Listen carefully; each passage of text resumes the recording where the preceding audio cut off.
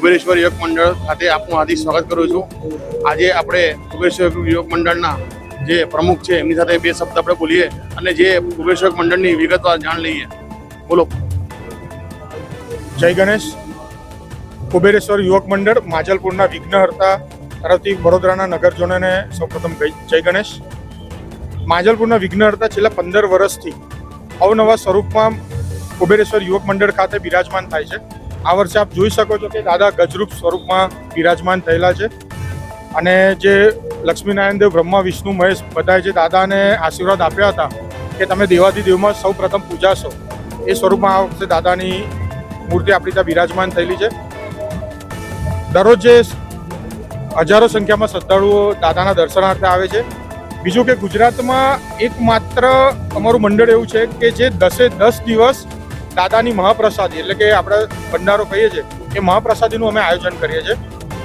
વડોદરાના નગરજનો 4000 થી 5000 શ્રદ્ધાળુઓ દરરોજ આપણી ત્યાં દાદાની પ્રસાદી લે છે અને દાદાના આશીર્વાદ મેળવે છે. એક જે કુબેરેશ્વર યુવક મંડળ છે એ કેટલા વર્ષ જૂનું છે?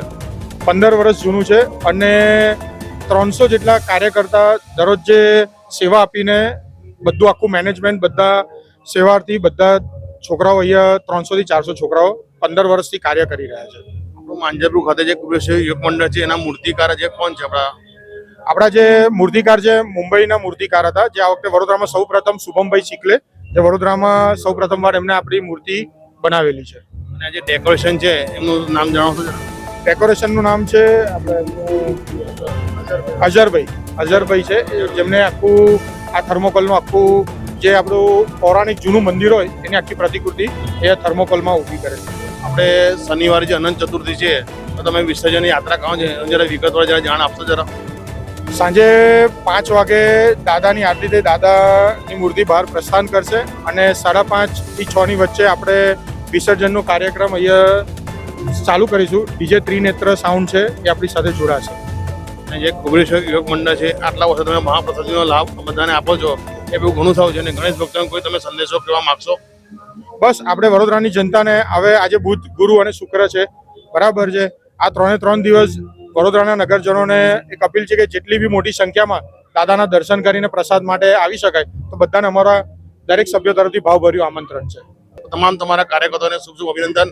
આવું આવતા વર્ષ કરતા રહો એવો અમારી શુભેચ્છા. જે પ્રમુખ સાહેબ છે વિનયભાઈ, એ આપણે વિગતવાર જણાવશે કે ગણપતિ દાદાનું વિસર્જન છે એ અહીંથી કૃત્રિમ તલાવ છે એમાં પોલીસ બંદોબસ્ત કેવી રીતે એ જાણ કરશે.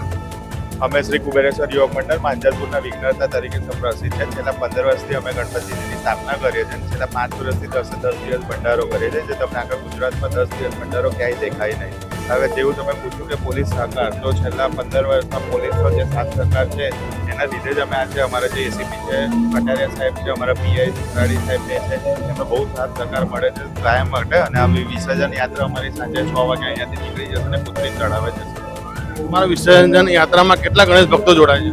અમારા વિસર્જન યાત્રામાં કમસે કમ 4 થી 5 હજાર ભક્તો જોડે જ હોય છે દરેક વર્ષે. અમારા કુલ કાર્યકર્તાનો સાથ સહકાર કેટલો હોય છે? કેટલા કાર્યકર્તા છે? આમાં કેવું છે, સાથ સહકાર તો હોય તો જ આટલું 15 વર્ષથી થયું હોય છે અને બધા જ કાર્યકર્તા છેલ્લા 3 મહિનાથી ખડે પગે જ હોય છે. રાતે 2 વાગે બી આવશો તો બી એ છે, નથી સવારે 10 વાગે આવશો તો બી એ છે. જય ગણેશ. તમે કુબેરેશ્વરના વડોદરા સમાચાર આપનું હાથ નહીં કરે, સ્વાગત કરે છે.